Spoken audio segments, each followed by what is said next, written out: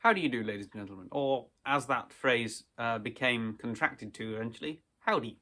You might not have known that that's where that came from, but it is. How do you do? How do you do? Howdy. That's how we get there. Now, speaking of howdy, that there is a particular place and time with which that is associated, and that is, of course, the American Wild West, famous from such incredible films as Blazing Saddles and other bits of cinematography that I don't know. That's the only one I've seen. However, it is indisputable that the Wild West plays a crucial part in our pop culture, as it were, and our perceptions of the world. It's got a great deal of importance to it, and a great deal of Back to the Future 3. That's in the Wild West. Red Dead Redemption, I think. That's in the Wild West. The Good, the Bad, and the Ugly. I haven't seen that one. Nor have I played Red Dead Redemption, but I know they're in the Wild West. So it is very present in our culture.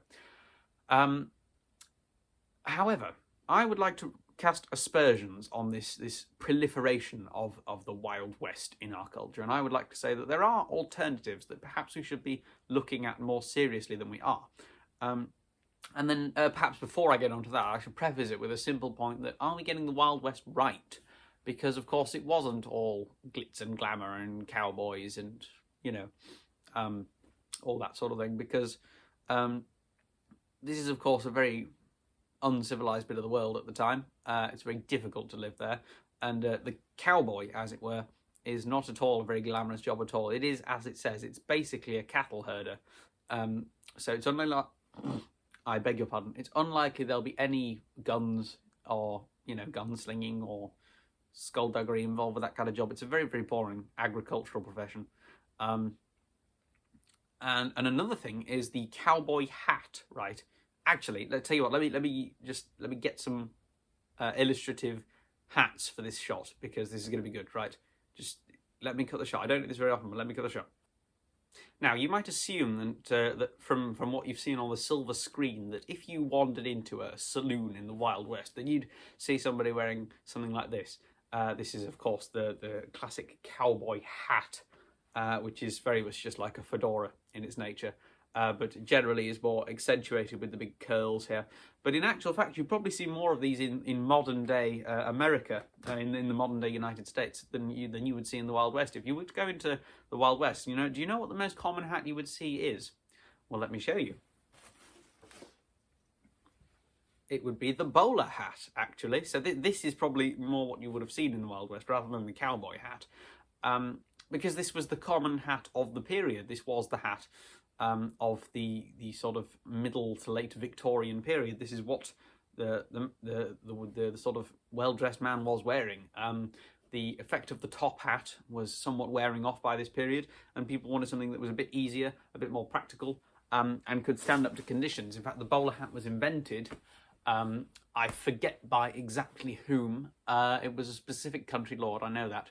And he and his gamekeepers got very, very tired of their expensive top hats being knocked off by twigs and such, while riding their horses. And so they decided, we're going to come up with something a bit better than this. And so he went to, I think it was Lock & Co., the hatters in London, and he said to me, will you make me something that's a bit easier to wear when I go riding? And so they did, and then they presented him with the bowler hat, and he said, righto, let's have a look. And then he put it on the floor, gave it 2 quick stabs with his cane, and when he saw that it wasn't completely ruined, he said, righto, I'll take it. I believe the bloke who invented it was called Bowler, rather than the bloke who ordered it. It would traditionally have been the idea that the hat was named after the bloke who ordered it, rather than the bloke who made it, but in this case, it was the bowler hat. So there you go. So that was the most common hat in the Wild West. So there's my first point, is that people get the Wild West wrong. They portray it as a bit more glamorous than it was, but that can be expected from Hollywood. My second point is that perhaps there are alternatives to the Wild West, and that perhaps we should not be focusing so readily on that one when there are, in my mind, better things to be focusing on. So it may be that you are an aspiring filmmaker and you want to go make yourself a Wild West epic. I know certainly I am acquainted with the honourable and gallant corporal of the Boys Brigade, Oliver George Colbeck, a good friend of mine. He's going to have a career in film, or at least he hopes he is. Obviously, I can't ensure his success, but I'm sure he'll do well. Ollie Wood is on the up, no doubt. I know Charlie Hunt as well. He wants to go into film, and he's fairly assured of his success. So if you are one of these people, or if you know one of these people, I would like to offer you a little idea of my own. Now,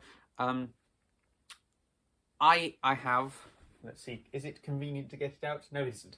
I've got a book on Cecil Rhodes by Mr. Anthony Thomas, and in accompaniment to this book that he did a 8-part television documentary series type thing.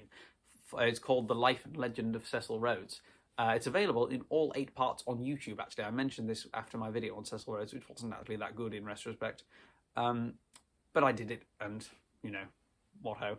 But yes, so that's available in all 8 parts on YouTube. I'd thoroughly recommend that. And that provides my example of you can do excellent films in a sort of barren wasteland, kind of edges of civilization, without the Wild West. Because what I would like to propose is that the colonial cape be the successor to the Wild West, because there's so many opportunities and more that you can use there. Because not only do you have the sort of desolate, barren landscape like you had there, not only do you have the sort of prospecting thing, in a way you've got even more, because you've got the gold and the diamonds that people were looking for there.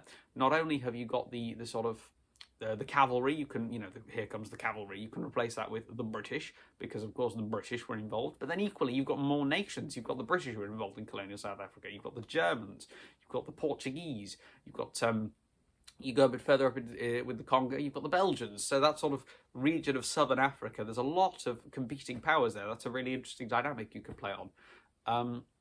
And then you've got the various groups. You've got the diggers who have come along, who want to exploit the mineral wealth of South Africa. You've got the natives. You've got the Boers as well, which is a very interesting thing. I don't think you really got that with the Wild West, because you've got the American settlers who are doing their manifest destiny. You've got the native Indians who are resisting this in many ways. I'm awfully sorry, I've just had a cold. I've got a lot of phlegm working through the system. But yes, you've got the settlers, you've got the Indians, but then with South Africa, you have the settlers, you have the native Africans, and then you have the Afrikaners, or the Boers, who are a sort of interesting ethical middle ground here, because yes, they are colonial settlers, yes, they have come along with the Dutch, but equally, they are the descendants of the original settlers. They didn't choose to go and colonise Africa. They haven't made an active decision to go there. They were born there. They call themselves Afrikaners. So that's an interesting kind of dilemma, isn't it? You've got white men born in Africa. What? There's all kinds of politics you can get into with that. So many interesting dynamics you can get into with that. And it depends how far you take it, because in a way, this can even link into ideas about, modern warfare. If you look at the Boer War, I mean, imagine a sort of Apocalypse Now type film. I don't mean in terms of the weird psychological stuff, but I mean in terms of the first maybe 30 minutes, the most enjoyable bit of Apocalypse Now, where you've got the napalm and the surfing while villages burn and things. Imagine that, but for the Boer War. Now there's something, right? There's potential here. That's what I'm saying. So if you are an aspiring film director, or if you want to write a screenplay or what have you, I would ask you at least to consider, instead of doing maybe the Wild West or another archetypal setting for a film, consider the colonial cape. Thank you. And howdy.